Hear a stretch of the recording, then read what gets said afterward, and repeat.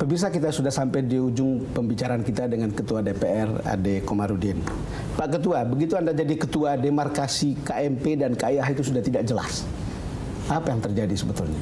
Ya, saya kira ini satu realitas politik yang sangat menguntungkan dan bermanfaat buat rakyat Indonesia.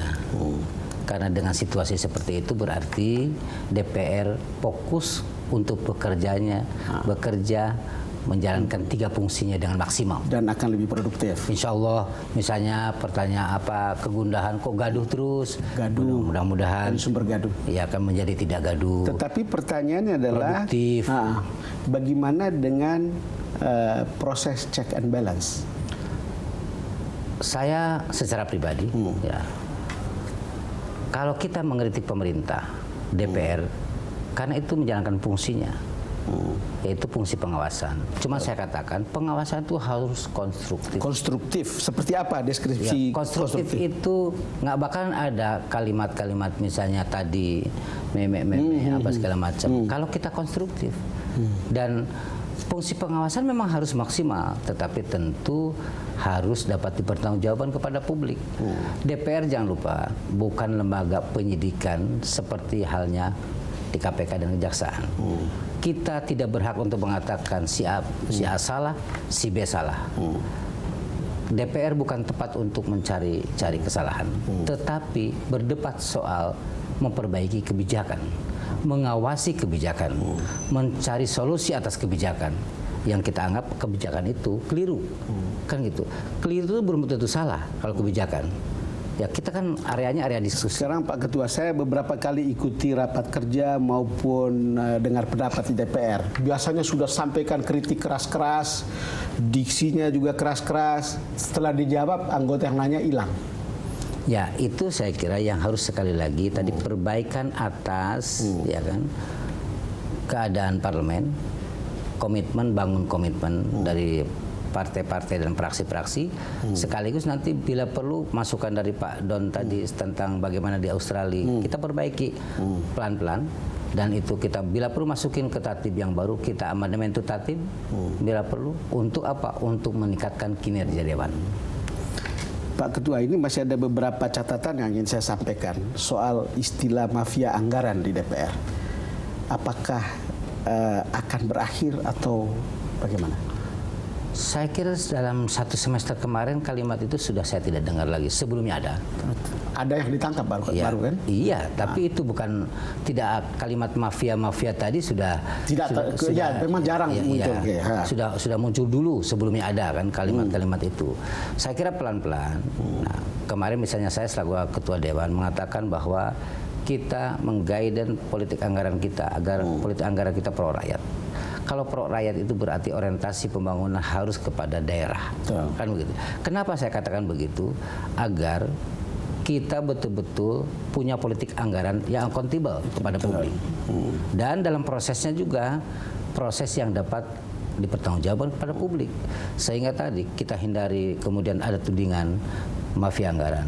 Nah, mafia anggaran itu sebenarnya ya setahun yang lalu mungkin masih sangat ramai dan saya tidak menutup mata, tapi belakangan mulai juga ada beberapa perbaikan. Kenapa ada perbaikan? Yang saya duga adalah karena pemerintah juga tidak memberi peluang itu. Kalau you tidak setuju ya udah kita bukan hanya aja. itu. Bukan hanya itu. Bukan hanya itu. Okay. Pimpinan badan anggaran juga itu cukup. Karena nggak mungkin bertepuk sebelah tangan. Betul. Nggak mungkin. Pemerintah berharap A, kalau pimpinan anggarannya itu berkehendak B, dan beberapa anggotanya pimpinan poksi dari praksi-praksinya di anggaran juga misalnya tidak bisa sejalan. Betul. Tidak mungkin. Tidak Artinya mungkin. ini selalu ada keinginan kedua belah pihak untuk memperbaiki keadaan. Misalnya saya Ketua Dewan ngotot perbaikan legislasi. Jangan dipikir parlemen bisa menyelesaikan itu semua, tidak. Jangan lupa membuat undang-undang itu Presiden bersama Dewan Perwakilan Rakyat. Jadi kalau nanti misalnya kemacetan dalam naskah akademis, proses koordinasi di pemerintah juga bisa terjadi. Sumber kemacetan bukan hanya di parlemen. Ya. Ada juga di tempat lain. Di tempat lain juga. Nah, itu kita perbaiki nanti melalui rapat konsultasi bersama pemerintah. Supaya apa? Oh, di mana kendalanya di pemerintah, di mana kendalanya di DPR. Kita masing-masing cari tahu kendalanya di mana dan kita hapuskan kendala-kendala itu. Pak Ketua, pernah nggak dulu berpikir bahwa Anda akan jadi Ketua DPR? Seperti saat ini? Saya tidak pernah berpikir. Waktu kecil, saya cita-cita masih satu, saya mau jadi politisi. Jadi itu sudah terlihat ketika Anda jadi wartawan? Ya, ya itulah cita-cita saya dari mulai saya SD sampai hari ini tidak pernah berubah. Saya selalu katakan, jadi politisi tidak boleh bercita-cita menjadi orang kaya. Anda punya cita-cita jadi politisi, sementara kesan orang tentang politisi itu bukan sesuatu yang bagus. Ya, ini soal pilihan kehidupan. Dan saya memang menyukai itu sejak kecil dan baca referensi buku pun tidak jauh dari situ. Karena itu minat. Dan minat dan bakat itu harus disalurkan pada tempatnya. Jangan di tempat lain, Jangan itu tempat pada tempatnya. Tetapi ketika Anda, ini kan pasti ada perbedaan penghayatan Anda sebagai anggota Dewan dan sekarang sebagai Ketua DPR. Kan sebagai Ketua DPR kan Anda memegang palu, Ya. sebetulnya. Apa yang berbeda dalam penghayatan Anda tentang tugas ini? Satu yang saya harus ini, bahwa saya bertugas itu harus atas dasar keikhlasan. Itu yang saya belajar diantaranya dari para pemimpin, banyak pemimpin. Sekarang terakhir adalah belajar dari Presiden Jokowi. Keikhlasan itu tidak mudah mendapatkan satu nilai keikhlasan dari seorang politisi untuk bagaimana mereka mengabdi kepada rakyatnya. Dan keikhlasan itu gampang diucapkan, tetapi tidak mudah dilaksanakan. Kalau lihat cara Anda manuver, sudah berkunjung ke Presiden Jokowi, sudah berkunjung ke beberapa partai, artinya Anda mestinya gampang diterima dan itu berarti bisa membuat kerjasama lebih mudah dan kemudian bisa lebih produktif. Insya Allah, mudah-mudahan.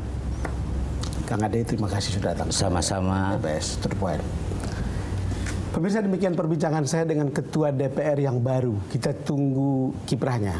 Sekedar untuk catatan untuk Anda sudah mendengar, dan ini adalah interview dengan seorang politisi.